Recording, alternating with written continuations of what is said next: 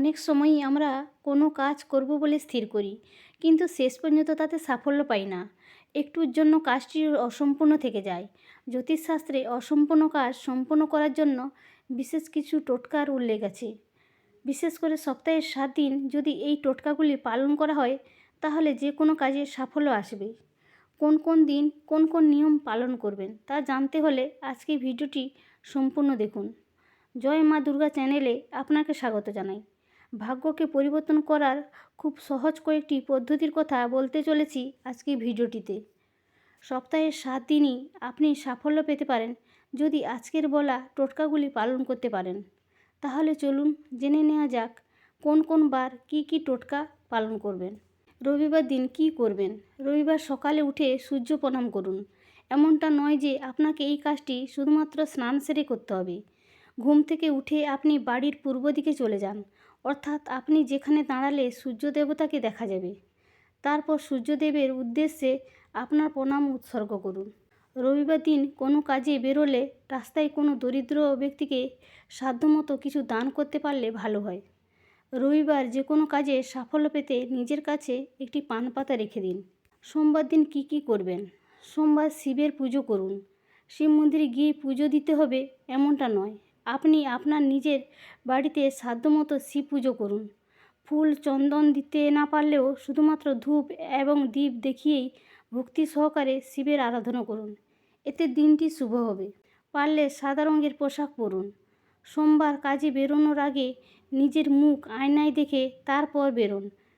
যে কাজে বেরোচ্ছেন সেই কাজে সাফল্য পাবেন। মঙ্গলবার দিন কি করবেন? মঙ্গলবার হনুমানজির পুজো করা খুবই শুভ। তবে পুজো করতে না পারলেও আপনি বাড়িতে হনুমানজির ছবিতে অথবা মূর্তিতে ধূপ দেখিয়ে মনোযোগ সহকারে ভক্তি ভরে তাকে স্মরণ করুন। পারলে মেটে বা কমলা রঙের সিঁদুরের টিকা নিজের কপালে লাগান। যে কোনো শুভ কাজের জন্য মঙ্গলবার খুব ভালো, তাই কাজে বেরোনোর আগে মিষ্টি জাতীয় কিছু মুখে দিয়ে তারপরে বেরোন। কার্যক্ষেত্রে সফল হবেন। বুধবার দিনের করণীয় টোটকা কী? বুধবার সকাল সকাল উঠে তুলসী গাছে জল দিন। তবে এই কাজটি অবশ্যই স্নান সেরে করতে হবে।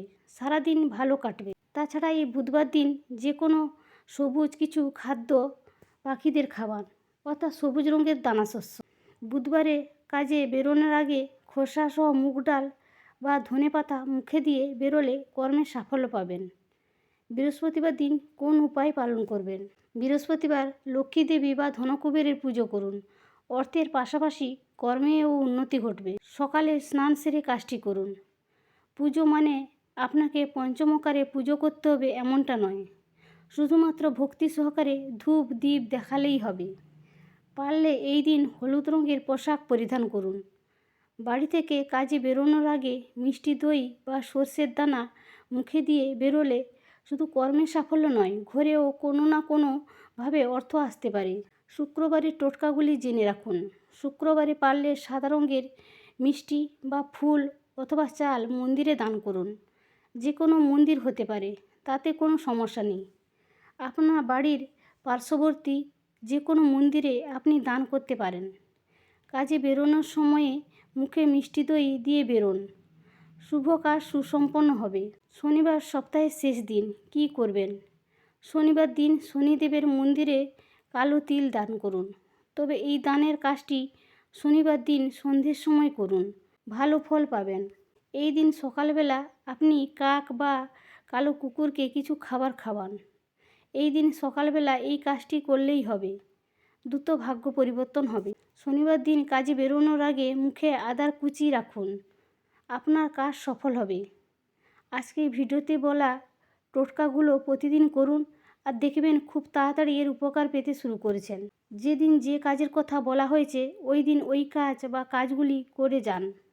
দিনের শেষে আপনি নিজেই ফলাফল বুঝতে পারবেন। আজকে ভিডিওতে বলা তথ্যগুলো ভালো লেগে থাকলে অবশ্যই ভিডিওটিতে একটি লাইক করে যাবেন। আজকের মতো ভিডিওটি এখানেই শেষ করছি। ধন্যবাদ।